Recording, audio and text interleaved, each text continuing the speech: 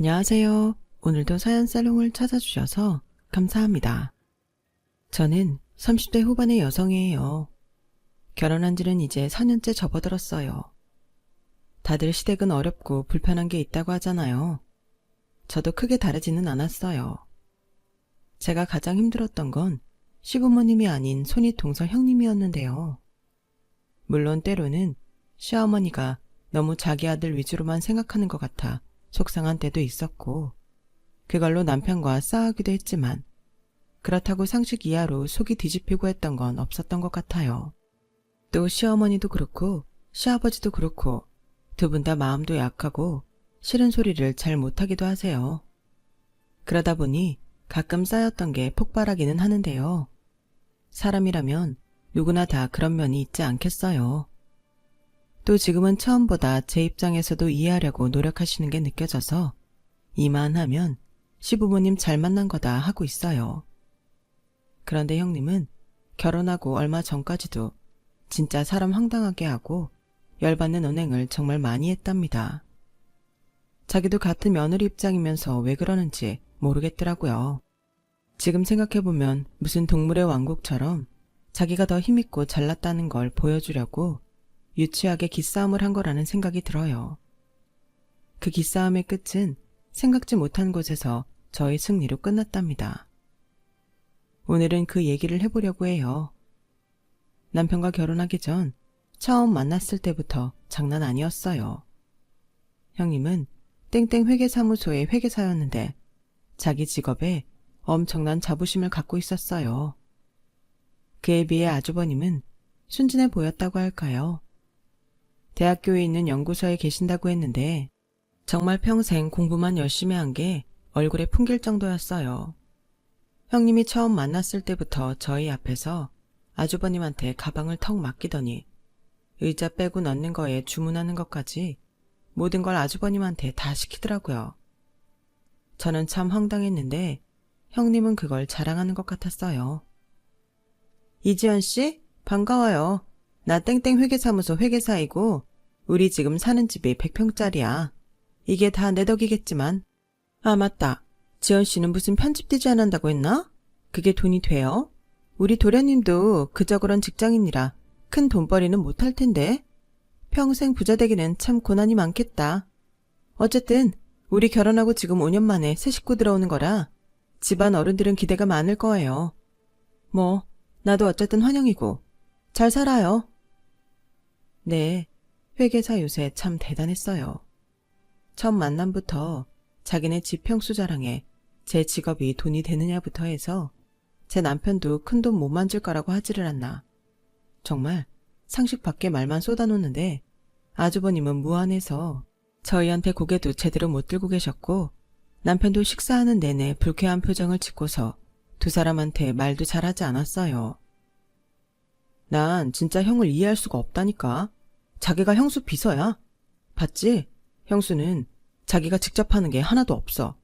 왜 저러고 사는지 진짜 모르겠다니까. 형이 대학 다닐 때부터 그 흔한 연애도 한번 안 해보고 있다가 형수 만나서 푹 빠져서 결혼한 건데 솔직히 나도 그렇고 엄마 아빠도 별로 좋아하지 않았거든. 형 인생이니 형이 알아서 하겠지만 저러고 사는 거 보게 되면 내 복장이 다 터진다니까. 저렇게 생각하는 건 남편뿐만이 아닌 것 같았어요. 그 다음에 시댁으로 인사를 드리러 갔는데 시어머니가 저한테 이러시더라고요. 예, 요즘은 윗사람이라고 해서 아랫사람한테 함부로 말 놓고 뭐 가르치려고 들고 그러는 거 아닌 세상이잖니? 네 윗동서한테 기본 예의만 지키고 네 할 말 하고 그래라. 걔 마음에 들게 하려고 뭐 그럴 필요 없어. 걔 욕심 채워주지 말고 네 편한 대로 해라. 알았지? 저는 정말 주변에서도 이런 얘기 해주시는 시어머니는 들어본 적도 없어요. 시부모님은 저한테도 정말 잘해주셨고 내가 도를 넘는 시집살이는 안 하겠구나 라는 걸 느끼게 해주셨죠. 저희는 결혼식도 양가 축복 속에 잘 마치고 신혼생활을 시작하게 됐어요. 시어머니는 시댁에 일이 있어도 제게 무리한 요구를 하지 않으셨고 늘 형편에 따라 제가 힘들지 않게 해주셨어요. 시아버지도 잔소리를 한다든지 그런 게 전혀 없으셨고요. 그런데 정말 형님이 사람 골 때리게 하더라고요. 저희가 신혼여행 돌아와서 얼마 안 됐을 때 아주버님이 저희한테 밥을 사겠다고 해서 나간 적이 있었어요. 제가 퇴근하고 약속 장소에 가자 형님은 다리를 꼬고 앉아있다가 털을 괴고서 저를 위아래로 싹 훑어보는데 기분 참 별로더라고요. 스캔한다고 하잖아요. 그거 노골적으로 당해보니 참 사람한테 할 게 못 되는구나 싶더라고요. 저는 형님의 불편한 시선을 무시하고 밝게 인사했어요. 아주버님 형님, 먼저 나와 계셨네요. 저도 끝나자마자 온다고 왔는데 제가 제일 늦었네요. 주문 아직 안 하셨죠? 제가 할까요? 자기 주문 안 했지? 자기 오만 하려고 기다리고 있었지. 라는 남편의 말에 제가 메뉴판을 펼치자 형님은 쓱 메뉴판을 가로채서 아주버님 앞에 놓더라고요. 일단 음식은 우리가 시키는 걸로 할게. 오늘 하고 온 센스 보니까 이런데 와보지도 않았을 것 같고 뭘 시켜야 될지도 모를 것 같은데 쪽팔리느니 내가 하지 뭐. 라더니 제가 무슨 말할 틈도 없이 손가락으로 메뉴를 집어가며 아주버님한테 이거랑 와인은 당신하고 나만 하지 뭐. 라는 거 아니겠어요? 아니, 형수, 뭔 사람 선택권도 안 주고 이러시는 게 어딨어요? 도련님, 기분 나쁘셨어요? 저는 동서가 잘 모를 것 같아서 배려해준다고 그런 건데요. 그럼 도련님도 와인 마실래요? 참, 됐습니다. 뭐 어차피 오늘 형이 사준다고 했으니 시켜주시는 거 잘 먹고 갈게요. 남편은 엉뚱하게 해석해서 자기 할 말만 하는 형님한테 질렸다는 듯 알아서 하라며 더는 말을 안 하더라고요. 하긴 저라도 그럴 것 같았어요. 물론 저도 기분이 많이 상했고요. 어쨌든 저는 내색하지 않으려고 애를 썼고 식사가 나오고부터는 같이 밥을 먹어서 그런지 어색했던 분위기가 좀 누그러지는 것 같았어요. 그런데 디저트가 나오기 전에 형님이 불쑥 저한테 이러더라고요. 동서, 명품백 없으면 어떻게 내가 하나 사줘? 아니, 식사 장소를 들었으면 거기에 맞게 갖추고 나와야지. 여기 봐봐. 누가 그런 싸구려 가죽 가방 들고 나온 사람 있나? 아무리 없이 살아도 사람이 기본적으로 갖추고 있어야 되는 게 있잖아. 네, 형님. 그럼 형님이 하나 사주세요. 감사히 받을게요. 이렇게 선물을 받을 줄 몰랐네요. 제가 넙죽 그 말을 받아들이자 형님은 당황했는지 얼굴이 빨개졌고 눈동자는 갈 곳을 잃고 흔들렸어요. 아니, 아무리 그래도 어떻게 고민 한번 안 하고 바로 그렇게 사달라고 해? 동서한테 무슨 말 함부로 하면 안 되겠네. 당황스럽다. 사주신다고 해서 감사히 받겠다고 하는 것뿐인데요. 뭐 지금 사정이 안 되시면 천천히 사주셔도 돼요. 어머머, 동서 말 좀 이상하게 한다. 내가 돈도 없는데 무조건 지르고 받다는 거야? 형님은 손으로 파닥파닥 부채질을 하며 열을 식히더니 갑자기 화장실을 갔다 오겠다며 자리에서 일어났어요. 남편은 그 모습에 쿡 웃다가 얼른 참았고요. 집에 오는 길에 남편은 제 덕에 속이 다 시원하다고 했어요. 형수 당황하는 거 보니까 진짜 그동안 막혀있던 게 확 뚫리는 것 같더라니까. 너무 재밌었어. 근데 자기도 기분 나빴지. 어쩜 저렇게 사람을 대놓고 무안하게 하는지. 난 형수 보기 전에 회계사가 저렇게 대단한 사람들인지 몰랐잖아. 나라고 뭐 기분 좋을 리 있어. 근데 전에 어머니가 그랬잖아. 요즘은 무조건 윗사람 하는 말 참고 듣는 거 아니라고.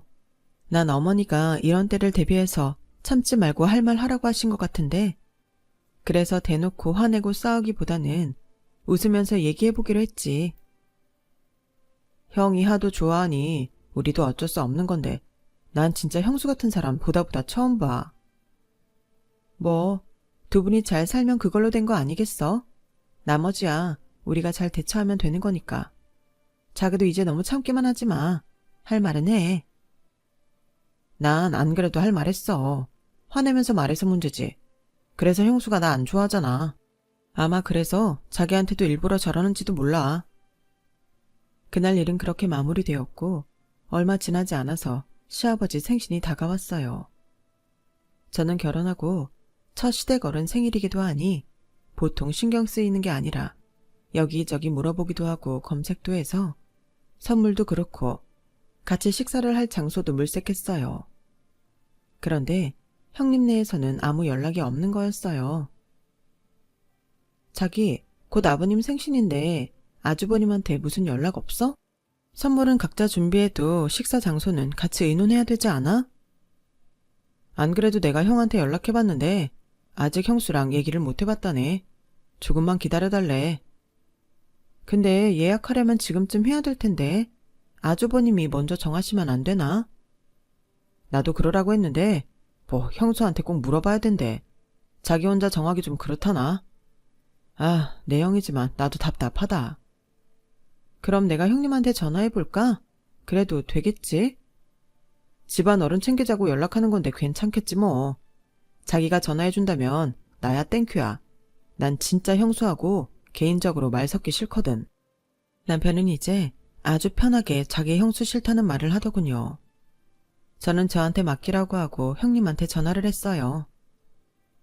동서가 웬일이야? 전화를 다 하고? 전화할 사람으로 안 보였는데? 잘 지내셨어요, 형님? 이제 좀 있으면 아버님 생신이잖아요.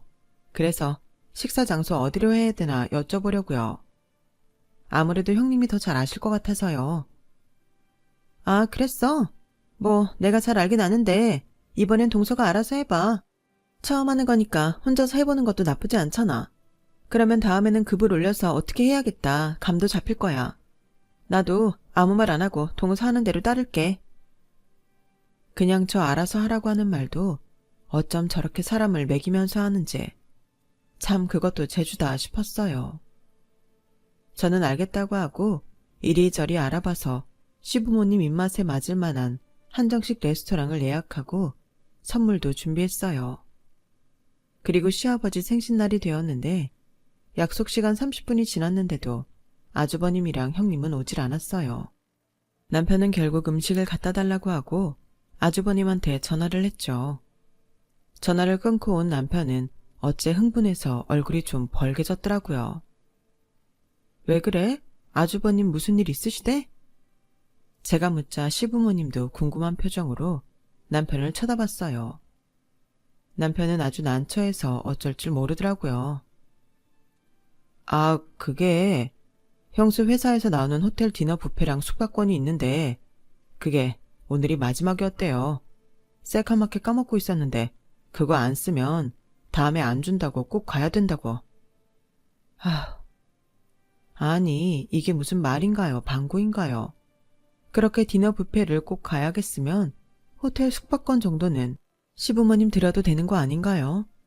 시부모님은 금세 표정이 안 좋아져서 마침 나온 식사를 시작하셨어요. 저희는 뭐라고 말해야 좋을지 몰랐고요.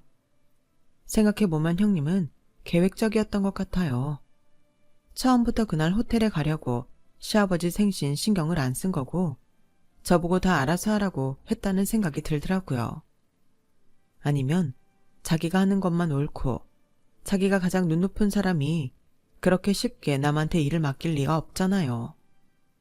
뭐 시부모님 챙기는 게 귀찮아서 그랬을 수도 있고요. 뭐가 됐든 아무리 윗사람이라지만 하는 짓이 너무 괘씸하더라고요. 그런데도 시부모님은 정말 남한테 싫은 소리 못하는 성격이 그대로 나와서 뭐라고 말을 하지 못하더라고요. 그래도 아주버님이 그런 성격을 꼭 닮은 것 같았어요. 저와 남편은 어떻게든 분위기를 띄우려고 애썼고 시부모님도 저희 장단에 맞춰서 결국 웃어주셨어요. 제가 준비한 선물도 너무 마음에 들어 하셨고요. 시어머니는 집에 가기 전 제 손을 꼭 잡으셨어요. 우리 둘째 며느리가 있어줘서 정말 고맙구나. 오늘 너무 맛있게 잘 먹고 재밌는 시간 보냈다. 고마워. 결혼하고 얼마 안 됐는데도 형님 하는 게 정말 가관인데 시부모님은 그동안 정말 속통이 터졌겠다 싶더라고요. 아니, 아무리 자기 일만 중요한 사람이라고 해도 그렇지 이렇게 기본 예의까지 없을 수 있을까요? 이게 다 좋은 직업 같고 돈만 잘 벌면 된다는 식의 우리나라 교육이 문제 같다고 제가 남편한테 한탄을 했어요. 자기 교육부 장관 돼야겠다. 내가 밀어줄까? 농담하지 말고 난 정말 실망이야. 그래도 사회적으로 볼 때 성공한 전문직이잖아. 그런 사람들은 좀 더 나을 거라는 기대도 있고 말이야. 어쩜 저렇게 주변 사람은 보이지도 않는다는 듯 저럴 수 있지? 그게 내가 제일 열받는 건데 뭐 어쩌겠어. 그런 형수를 형이 좋아한다고 결혼한 건데 형 팔자지 뭐. 아니, 아주버님은 자기 선택이라 그렇지만 다른 사람들은 뭐냐고. 어쨌든 엮여서 살아야 되는데 자기 똑똑한 만큼 불편은 끼치지 말아야지. 아, 나도 모르겠다. 말해봤자 불평만 계속 나오지. 해결책도 없으니 말이야. 그렇게 며칠이 지나고 시어머니가 져주려고 블라우스를 샀다며 전해주러 오셨더라고요. 내가 딸이 없어서 이렇게 아기자기한 거 사서 줘보고 싶었거든. 둘째 들어오니까 이런 것도 해보고 너무 좋다. 저는 너무 감사하다고 잘 있겠다고 말하고는 그날 이후 형님한테 연락은 있었는지 조심스럽게 물어봤어요. 어머니, 혹시 형님한테 아버님 생신 잘 보내셨냐는 전화는 안 왔어요? 걔가 그런 전화할 정신이 있는 애가 아니야. 뭐, 집 바쁜 일 끝나면 연락 한번 하겠지. 예, 그런 얘기 하지 말고 우리 즐거운 얘기 하자. 네 시아버지가 너 때문에 생신날 아주 호강했다고 너무 좋아하신다. 다음에 너 집에 오면 용돈 주신대. 아니에요. 제가 그런 거 받으려고 한 건가요? 당연한 일을 한 건데요. 마음에 드셨다니 저도 기분 좋아요.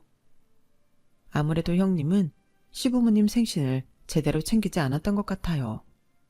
형님 한 사람한테 시댁이 이리저리 흔들리는 거 아닌가 그런 생각이 들자 어째 이제 막 결혼한 제가 다 욱하더라고요. 하지만 저야 어쨌든 형님보다 아랫사람이고 결혼해서 이제 막 시댁도 알아가는 참인데 함부로 무슨 말을 할 수 있는 것도 아니었죠. 저는 어쩌면 형님도 저는 모르는 이유가 있을 수도 있다고 그렇게 좋게 생각하고 넘어가기로 했어요. 회계사무소들이 월말이 닥치면 다들 정신없이 바쁘다던데 마침 그때가 월말이기도 했기에 그래서 그런가 보다 이해하려고도 했고요. 하지만 시간이 가면 갈수록 형님에 대해 알게 되는 이야기는 제가 이해할 수 있는 수준이 아니었어요. 형님은 결혼할 때 원래 집을 반반씩 내서 하기로 했는데 결혼 준비하면서 갑자기 자기네 친정이 요즘 많이 어렵다며 하도 우는 소리를 내서 시부모님이 다 해주셨다고 하네요. 집에 들어가는 가구며 가전제품도 아주버님이 마련하셨고요. 지금 사는 그 100평이라는 데에는 6개월 전쯤 들어갔다는데 자기네 돈 벌어서 이사를 하면 월대 살던 집 보증금은 시부모님한테 돌려드려도 되잖아요. 정말 한 푼 들이지도 않았고 감사하다는 말도 없었대요. 그 말을 할 때 남편은 정말 얼굴이 벌개져서 씩씩대더라고요. 왜 안 그렇겠어요?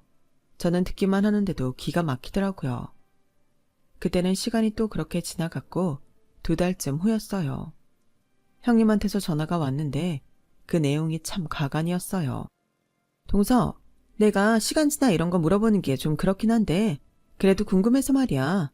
아버님 어머님이 동서 예물 어떻게 해줬어? 예물이요? 그건 갑자기 왜요? 아니 며칠 전에 도련님이 집에 들러서 우리 그이랑 얘기하는 거 들었는데 불가리 거 세트 받았다며? 그리고 아버님이 저번에 생일 준비하느라 수고했다고 동서 용돈도 주셨다던데 그거 다 정말이야? 예물은 불가리 그거 딱 하나 받은 거 맞고요. 아버님이 주신 용돈은 정말 안 받으려고 했는데 꼭 주시겠다고 하셔서 주신 거 반만 받았어요. 아니 한 세트고 반이고 받은 거 맞잖아.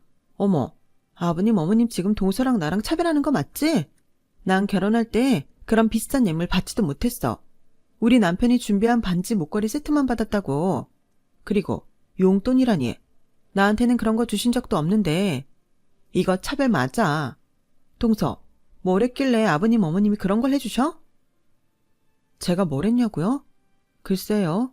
저는요, 집장만 하는 것도 오히려 제가 돈 더 보태서 했고요. 한 6대4 정도로 제가 더 냈어요. 그리고 아버님 생신 챙긴다고 선물도 드리고 한정식 레스토랑 아버님 어머님 입맛 맞을 것 같은 대로 골라서 같이 식사도 했죠. 뭐 그 정도 한 것 같아요.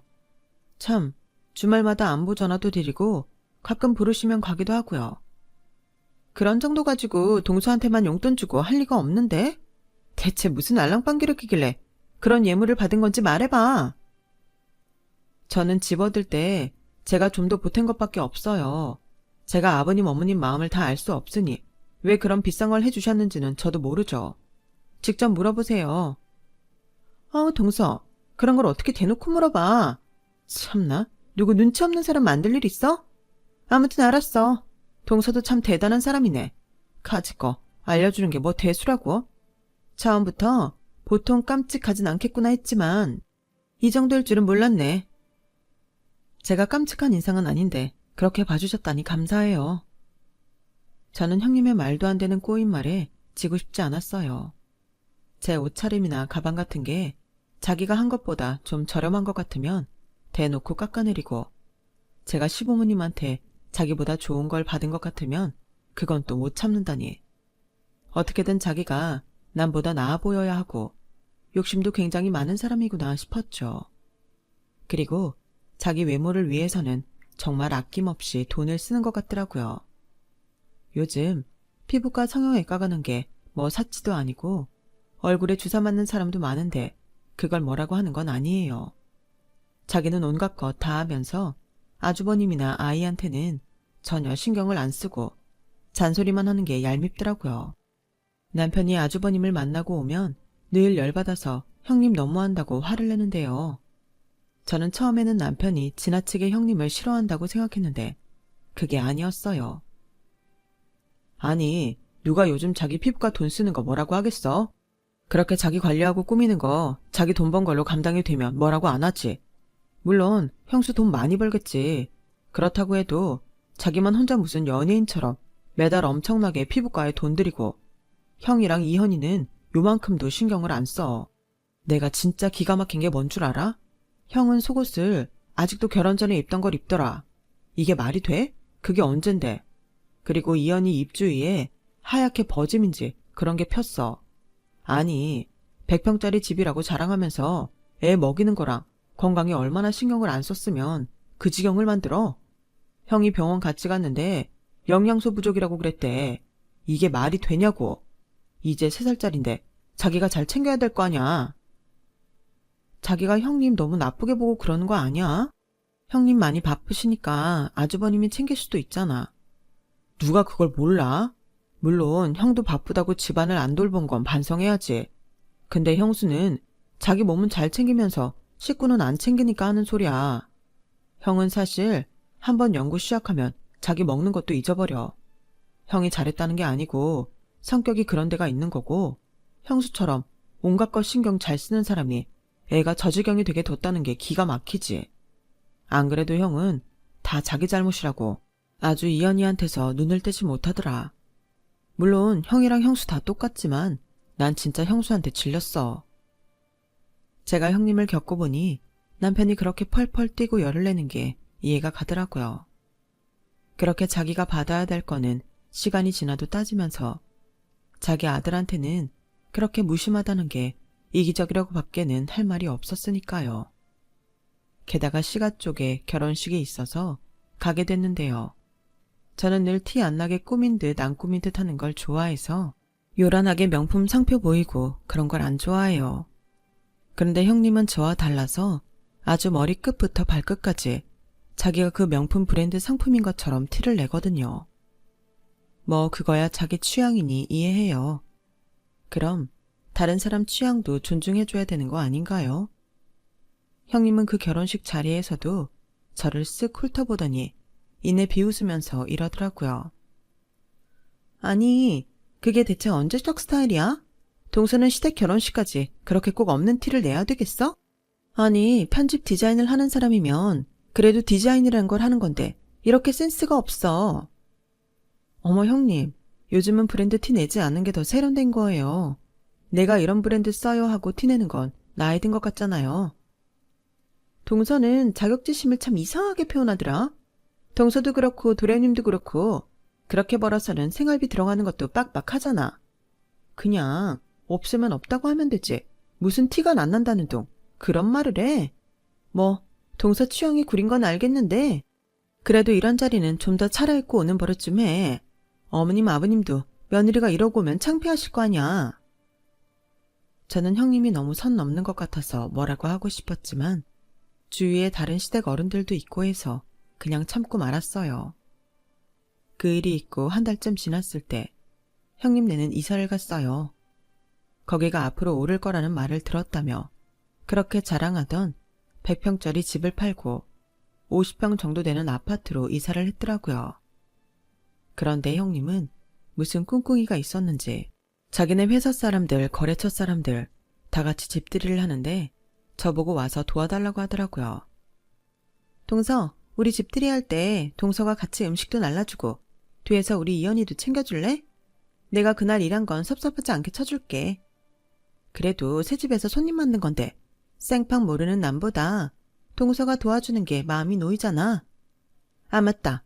어쨌든 동서도 집들이 오는 거니까 선물 가져올 거잖아.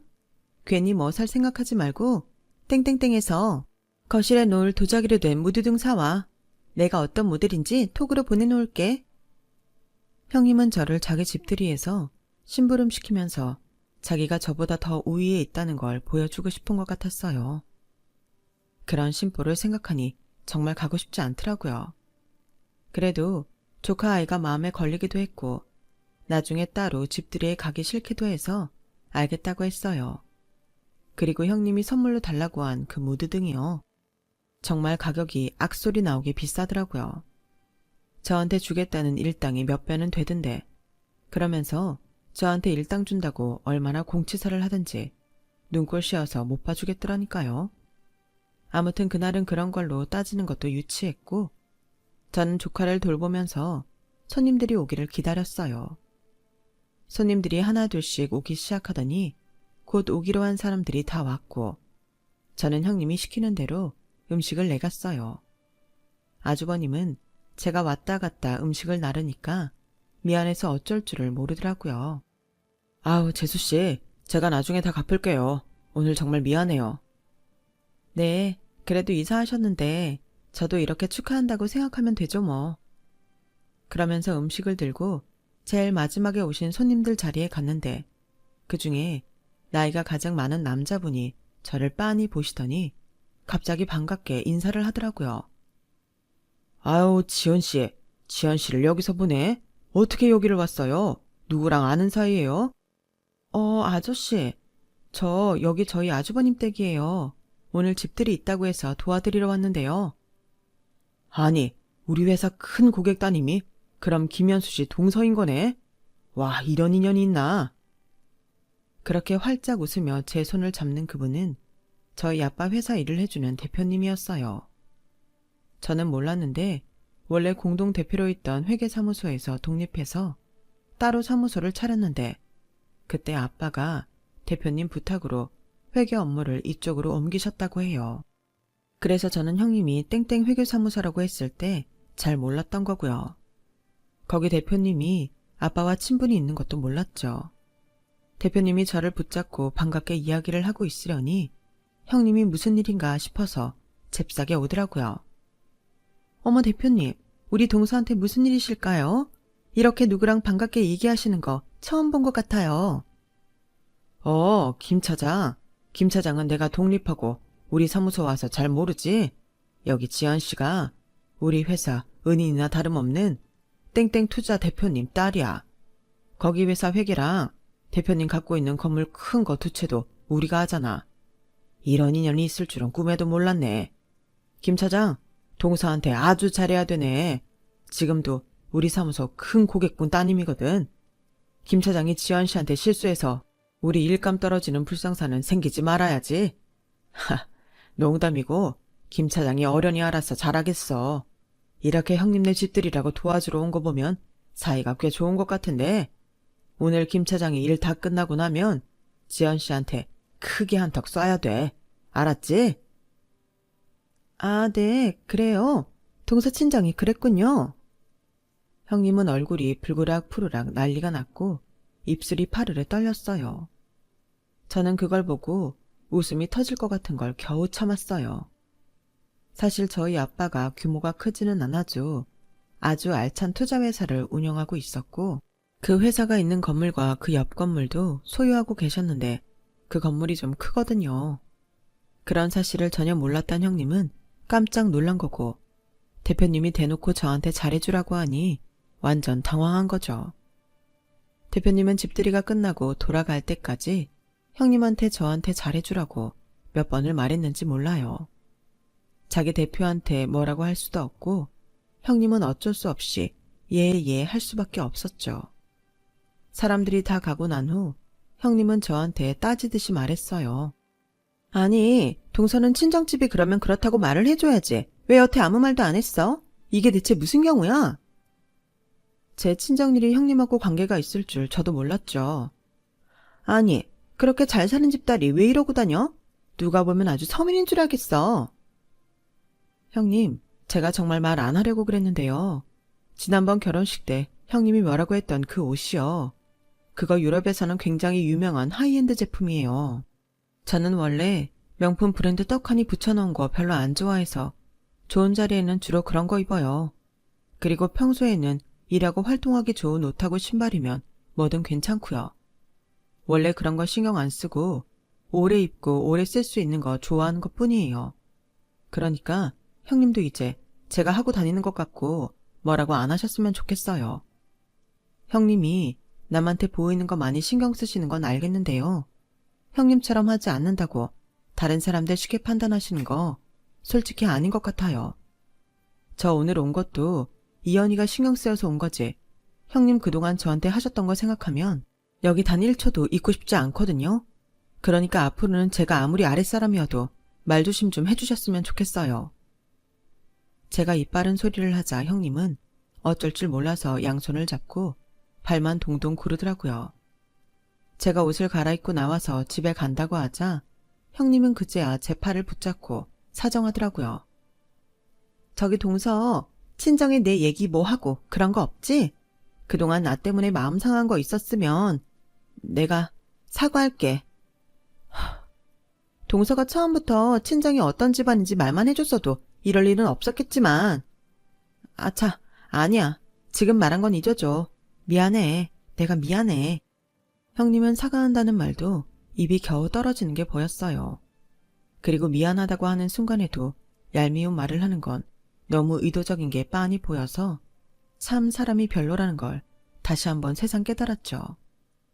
제가 아주버님하고 조카한테만 인사를 하고 나가자 형님은 엘리베이터 앞까지 따라오면서 동서, 내 맘 알지? 아무튼 앞으로 잘 부탁하고 미안해. 그리고 내가 오늘 동서가 사온 선물하고 일당하고 그 돈 다 붙여줄게. 형님, 선물은 선물이죠. 그걸 왜 돈을 주세요? 아니야. 내가 부탁해서 사온 거니까 돈 보내줄게. 그럼 내 얘기 대표님한테 이상한 건 하지 말고. 잘 부탁해. 형님은 엘리베이터 문이 닫힐 때까지 억지로 웃으면서 저한테 손을 흔들더라고요. 저는 집으로 가면서 형님한테 문자를 보냈어요. 형님이 어떤 마음으로 사과를 하셨든 받을게요. 솔직히 형님도 그동안 저한테 이상하게 군 거 아시죠?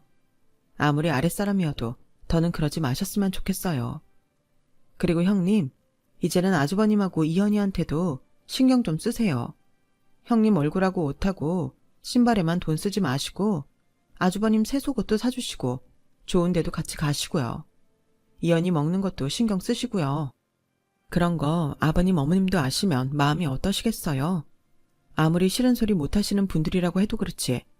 형님이 그런 사람 성격 뻔히 다 알고 더 마음대로 하는 거 제 눈에 다 보이거든요. 앞으로는 아버님 어머님 생신도 신경 쓰시고 명절에도 시댁에 인사도 잘 하셨으면 좋겠네요. 형님 명절에 시댁에 아무것도 안 하신다면서요. 저한테만 아버님이 용돈 줘서 섭섭하다고 하셨죠? 형님이 한 번만 명절에 찾아가서 인사만 하셔도 아버님 어머님 좋아서 용돈 더 주실걸요. 제가 말하는 게 주제 넘을 수 있지만 이제 형님도 윗사람답게 행동하시면 좋겠네요. 평소 같으면 제가 이런 말하면 난리 났을 형님인데 그날은 바로 저한테 꼬리를 내리는 문자를 보냈더라고요. 그래 알았어 동서. 동서 말대로 할게. 저는 그 일을 저만 알고 있기로 했어요.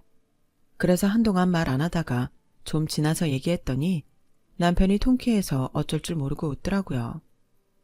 정말 생각지 못한 곳에서 아빠 지인분을 만나서 형님이 그동안 저 먹인 걸 몇 배로 돌려준 것 같아서 저도 그날 일을 생각하면 저절로 웃음만 난답니다. 형님은 그 이후 제 눈치를 엄청 보더라고요. 저한테 잘하려고도 노력하지만 그게 다 친정 백 때문인 게 눈에 뻔히 보일 정도로 떨떠름한 표정으로 하기 때문에 사람이 바뀐 건 아니라는 건 잘 알겠더라고요. 그래도 저한테 전처럼 함부로 굴지 않아서 그건 정말 좋더라고요. 말도 안 되는 소리 듣지 않아도 돼서 마음도 편했고요. 자기 대표 귀에 무슨 말이 들어갈까봐 전전긍긍하는 모습을 보면 좀 짠하기도 해요. 제가 자기 본 모습을 다 폭로하면 대표한테도 찍힐 테고 그렇게 되면 자기 회사 생활도 편치만은 않을 테니까요. 어쨌든 형님은 형식적이긴 하지만 아버님 어머님한테 가뭄에 콩나듯 전화도 하고 생신 때에는 선물이라도 챙겨 보내더라고요. 저는 형님을 보며 그런 사람은 되지 말아야지 하고 다짐한답니다. 제 이야기는 여기까지예요. 다들 재미있게 들어주셨길 바라며 이만 인사드릴게요. 감사합니다. 여러분, 사연 댓글에 응원과 현명한 조언 부탁드려요. 좋아요와 구독은 저에게 큰 힘이 됩니다. 오늘도 좋은 일 가득하세요.